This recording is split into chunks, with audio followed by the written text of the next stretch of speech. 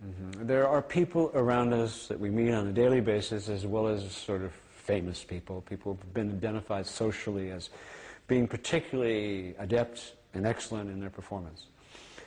NLP is the bridge between either being jealous of such people or admiring them.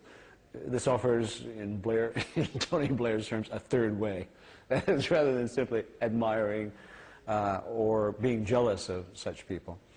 It gives you a specific set of strategies to unconsciously assimilate precisely the differences that make a difference between this genius, let's say, and an average performer in the same niche.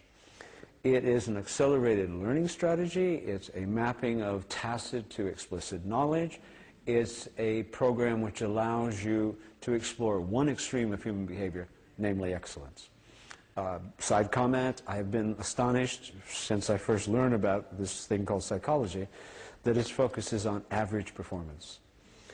Bertrand Russell, I remember reading when I was 9, 10 years old, an article called On Education by Bertrand Russell, in which he proposed something that has a great deal of wisdom.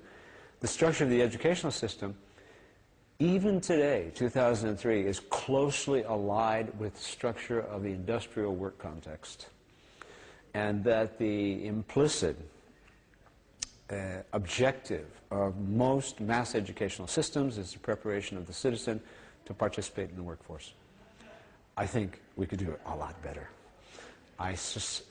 From my own point of view, we're living in the age of the accountant, the age of the left brain, and that for historical rebalancing purposes, some set of strategies, NLP is an example of this set, some set of strategies which restore the recognition of and the active deployment of unconscious processes as an essential ingredient in learning would serve very well to restore some kind of balance.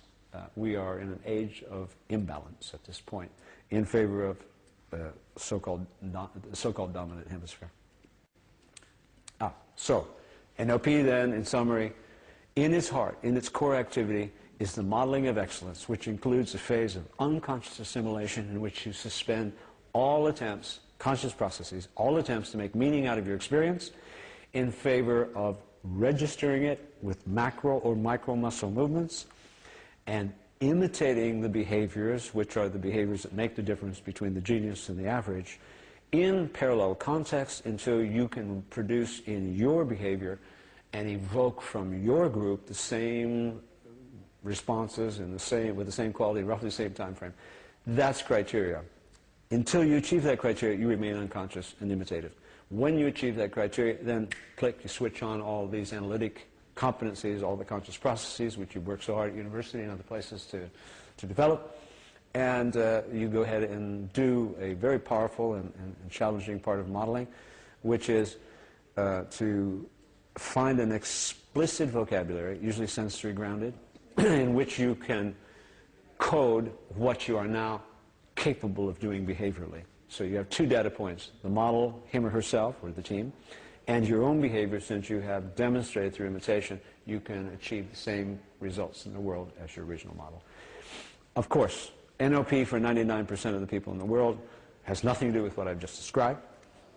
It is the utilization of the product of this core process which I've just described. That is, the distinctions between the process of actually modeling excellence and making it explicit, and then its subsequent application after it's been packaged. People like packages. People spend, the majority of people that claim to do NLP are doing NLP application. This is to be applauded. There's lots of creativity in this activity. It's not the core activity. It's capitalizing or exploiting the product of the core activity. That is, the product is an explicit model, which then can be applied in multiple contexts if it's well done.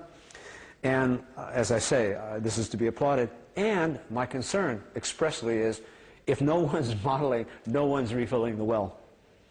And as you in Western Australia know as well as I do here in London and when I'm in California, it is nearly impossible at this point historically to attend a higher management training, for example, that doesn't consist largely of NLP patterns. whether they're so identified as having that as their source or not. This is fine. I have no difficulty with this. I would prefer they mention the source because it would invite people to explore other dimensions which are not being presented in the workshop. But the fact that it's being so deeply integrated into these advanced courses is to be applauded and greeted with joy, because this is the point. The payoff is the application. Obviously, my agenda, which is not very secret, is to recruit people who will engage in the modeling process itself.